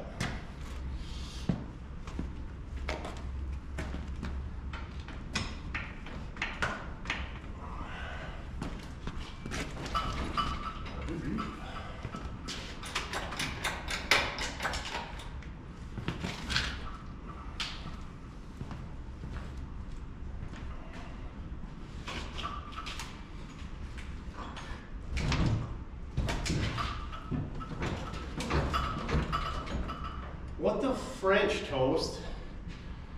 I'm at a loss, man. Yeah.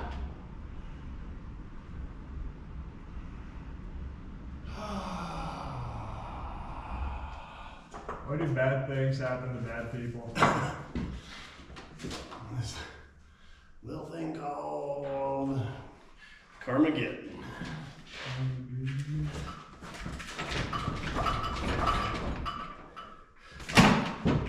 Why? That was a cool sound.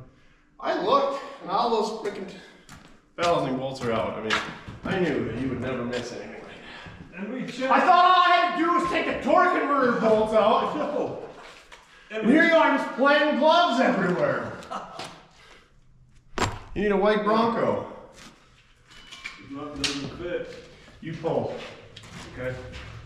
Okay, now. God grief!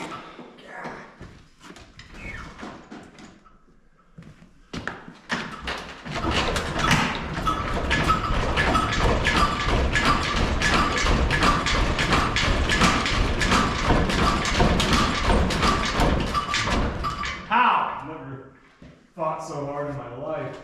It hasn't budged. This is preposterous.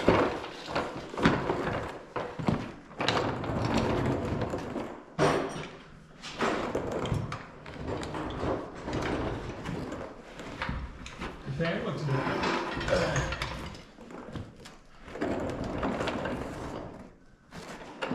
You got those two on the bottom.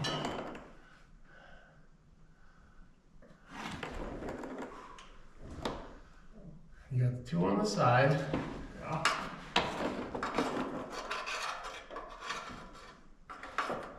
Is there one on the back? See? So there's the two. There's the one in the dead center. Then there's one halfway up. There's just so there's. What is that small it should be? 6? Yeah. So I can see the two. You not have the third one up there? There was the next. I did that one this morning. 1, 2. 1, 2.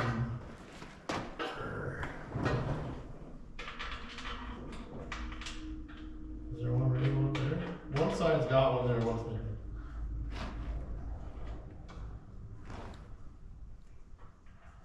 That one looks open.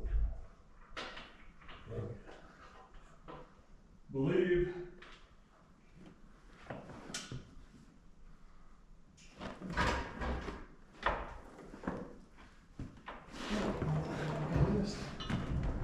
There's gotta be one in there.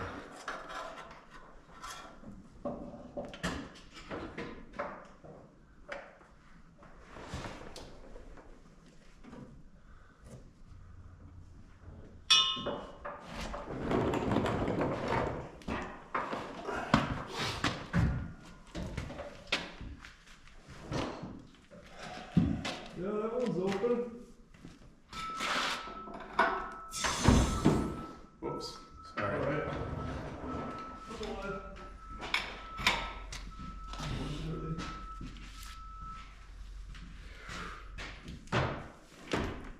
Man, there's gotta be.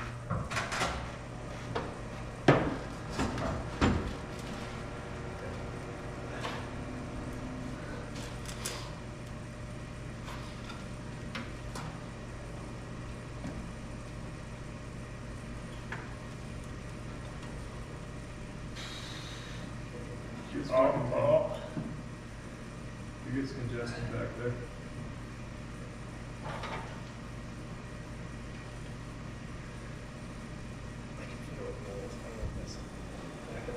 Oh, that's that. Put the bracket on it. That's that, yeah, the bracket. Doesn't let the fuel lines blow into the cavity. Oh, that sounds pretty cool.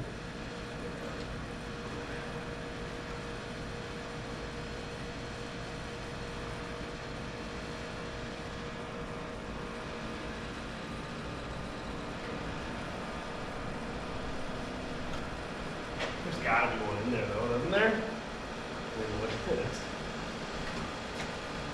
Like this? I can't believe that we don't have any separation at all. Right. Here.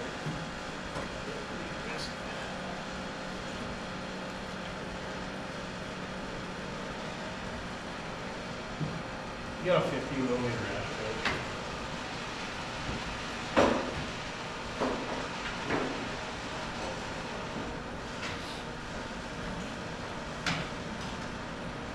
What do you do? Got them scattered everywhere?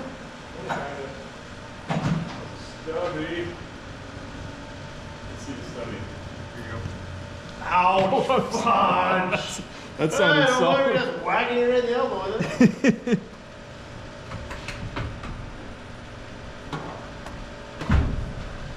Probably a pile of wood, right?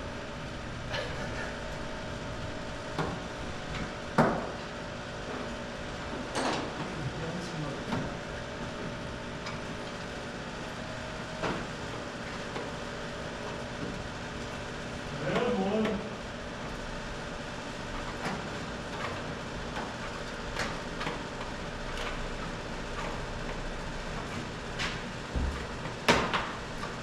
That's a regular. You getting it? Yeah. I don't know if there's one underneath it though. Oh, are you taking that bracket off? Yeah, Just to see what the heck?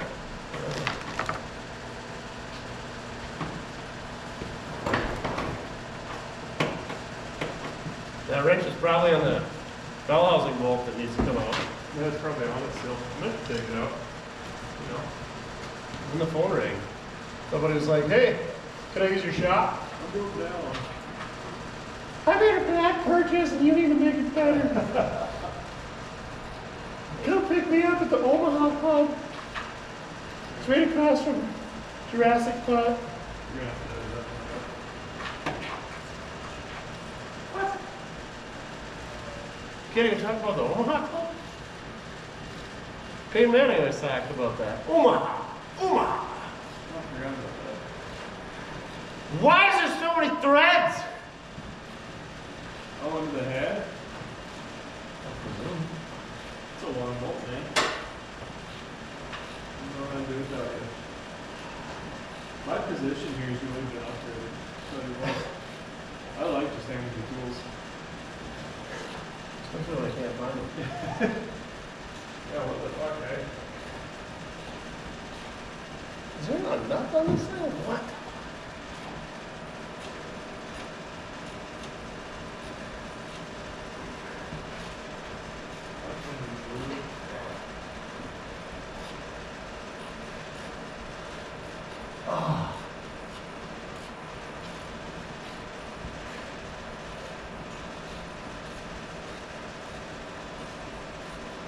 Is this the motor you were supposed to pull out on Monday? Yeah. Here we are. What day is it? Oh, you know what bolt that was I just took out? What?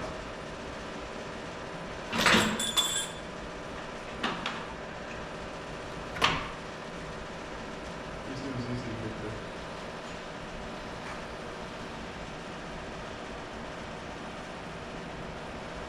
Morale. And then now you can get your paw back there.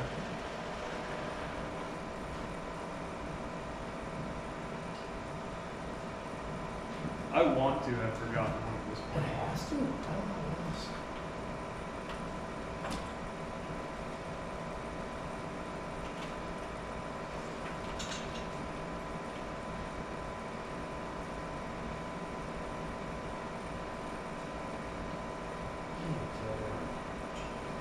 You don't even know what you're touching anymore. Yeah.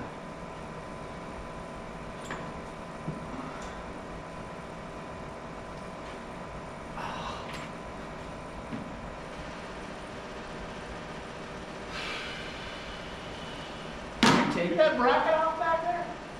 Got a little wrong. I can't remember.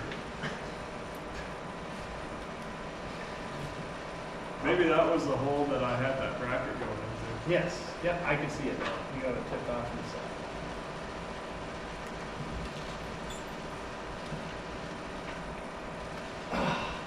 That's another reason why you take the intake off. Maybe get someone for a room. Yeah, I should have waited to sell this until I fold it.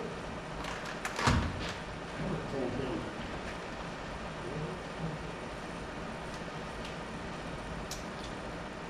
Center.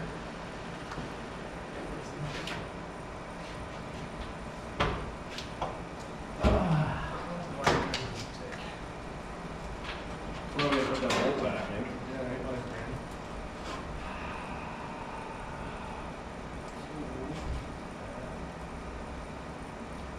Dowel, under it. Up. There's an empty hole. Can you feel that top one, or the one right next to the center one? One right next to the center. Yeah, I can put my hand on both of them at the same time.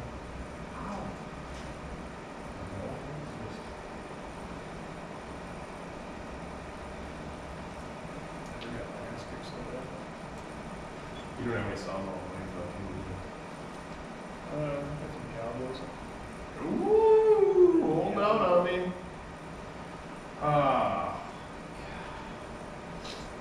We took this. We put like a ratchet strap or something with this core support. Go forward. What else would it be?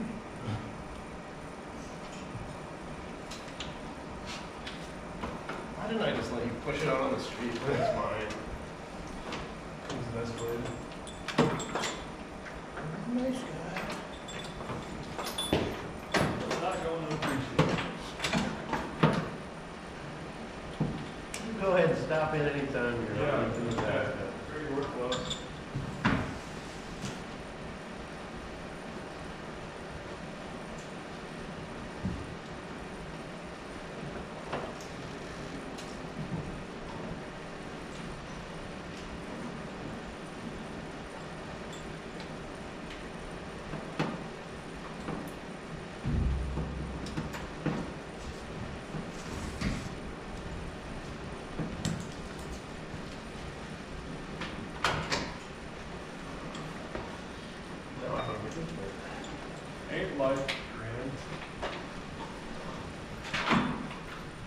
let's go sniff some glue.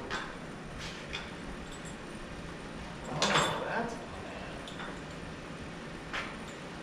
it's a 2-hole.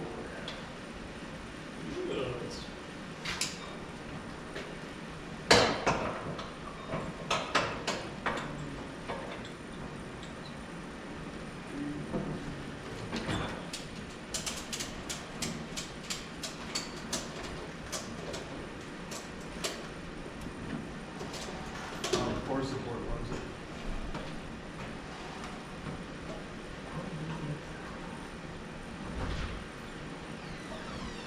Got my little Chinese hands.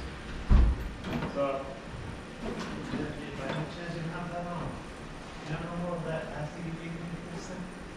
The sheets. You can take one off the hood of that car. I want to borrow one. Alright. Do you need it back? No, I'm good. Because it's not running dirty. It's alright. Make more of it.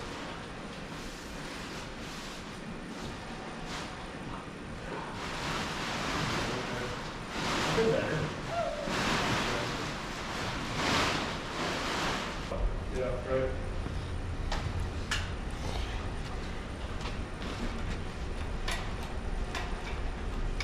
About to call Courtney Love and have her come over and just end my life for me. Just put your name in the Epstein files. I've got dirt on the Clintons. Doesn't seem like a farther out. Because I tightened that bolt. I don't know. Just keep going.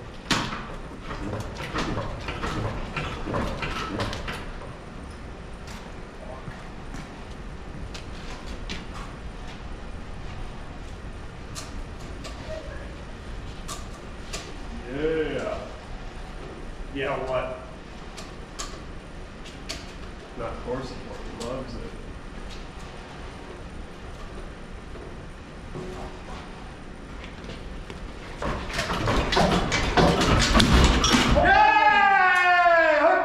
Oh my God! We are the strongest men alive. This yard tree holder is really, I don't want to talk about it. You can't see it from the road. Okay. Oh my God.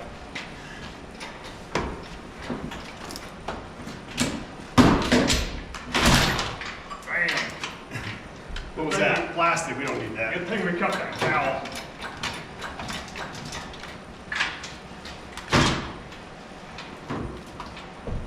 Things are looking great. Better. Hold on, let me get their positions.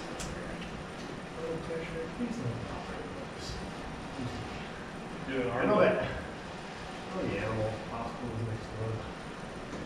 They don't work on humans. Trust me. I got some new skin at home, but we'll fix you up. What are you saying in this wire harness? Back there? What does that one do? Go to the transmission? Here, you would get it. This is your deal. Right there.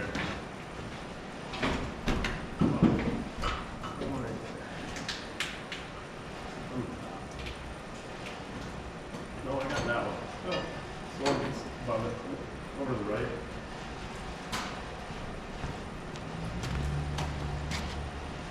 Thanks, Dad. There we go.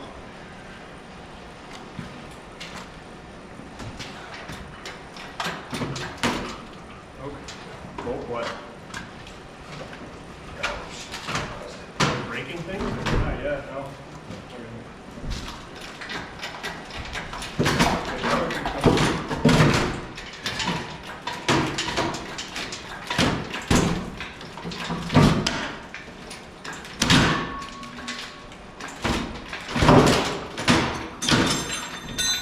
Yeah, that sounds like it's going.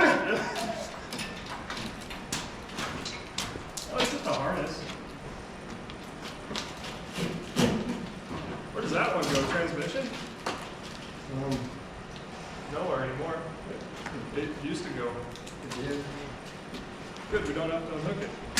You don't need that part of the harness when you put turbo 350 behind it anyway. It's fucking gross.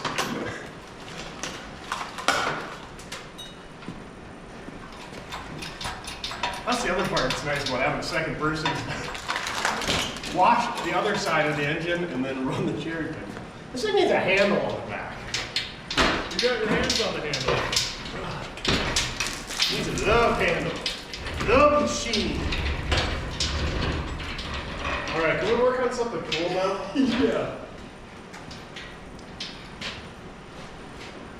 What a day. Yeah, hold on. And it's only... It just had to be on them dowel pins. Harder than life. Wow. We got play. What do you mean we? Who's this wee shit? Oh yeah, stop me. Let me put a water pump underneath. I just got a pickup in the way that we got to do this. I just got like 2 bolts left. That's all it was. We didn't even find any bolts left, did we? You didn't want to get home tonight, did you? No. No, I got 1 more day left on this underwear. Your dog's gonna forget who you are.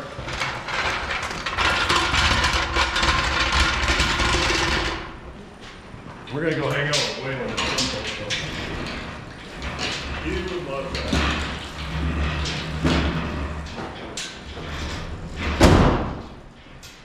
Gone! Go on, man, get! Yeah! Orange ratchet straps on my face. That's gonna be easier to push now. Yeah, because it's gonna go downhill and never back in. No, sir. Ooh, he's got a couple. Well, that was the guy. Like, he's not that bad. Is this yours? Can you get picture for it? What is that? That's in the pretty colors.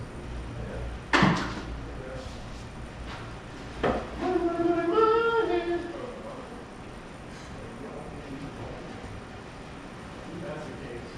Was that a 2 or a 1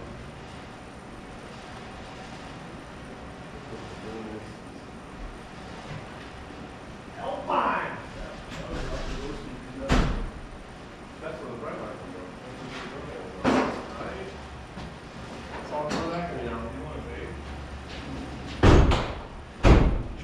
Chooch on the douche flip? The douche flip, the kid left it in there. Well.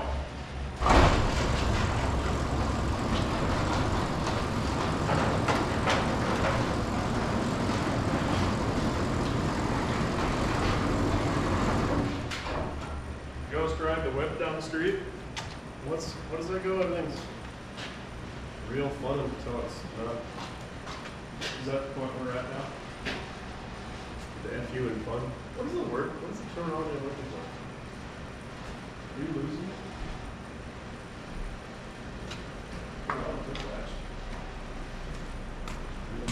Okay. Well, what do you want to do? No, you got it. Oh, you hit something. Your fault.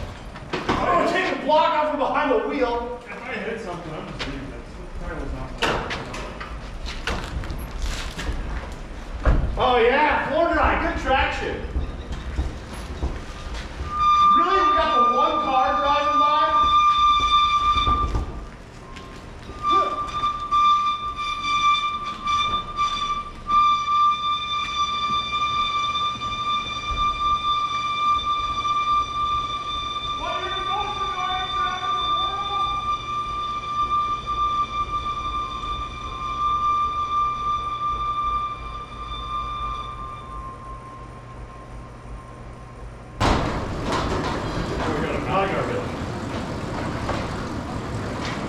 Hey, look, a 15mm ratcheting wrench.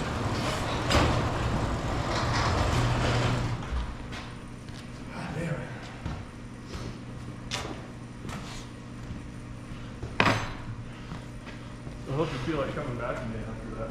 Stay tuned for when Chief Classics LS swaps a 1967 Pontiac tri-power 4-speed station wagon.